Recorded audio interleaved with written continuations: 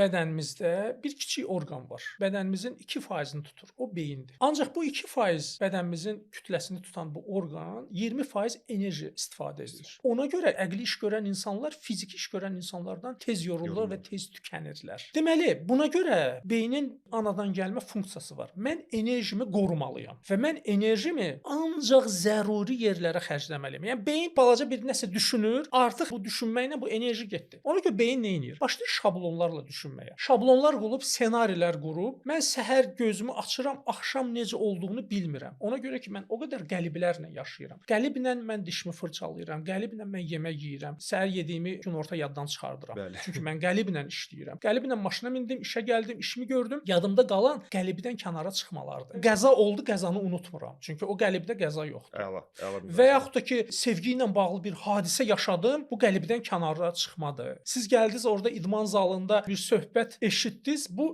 qəlibdən kənara çıxmadı. Fərqli söhbətdir, fərqli auditoriya, fərqli məkan. Bunu biz unutmuruq. Qəliblər unudulur. Ancaq o beynin enerjini qoruması üçün çox önəmlidir. İndi təsəvvür eləyin ki, beyin hansı ki qorumağa məhkumdur, məni məcbur eləməlidir ki, mən az işləyim. Məni məcbur eləməlidir ki, ancaq oturum. Məni məcbur eləməlidir ki, otaqdan kənara çıxmayım. Çünki ora çıxanda elə bir məkana gedə bilərəm ki, orada artıq bunun qəlibi yoxdur. Ona görə komfort zonanı tərk eləmək beyin üçün çox çətindir. Çünki komfort zonadan kənarda bu beyin bilmir ki, hansı qəliblərlə işləsin. Bilmədiyinə görə bu məcburdur bütün o klapanlarını işə salsın, başlasın düşünməyə. Forsaja basır. Neyronların arasında sinapslar var. Sinapslar əgər güclənirsə, əgər yeni sinapslar yaranırsa, mənim beynim işləyir. Beyin yeganə orqandır ki, yenidən özünü qura bilir. Buna neuroplastiklik deyirlər. Beyin özünü yenidən qurduğu zaman inkişaf eləyir, yeni nəsə öyrənir, tərəqqi eləyir.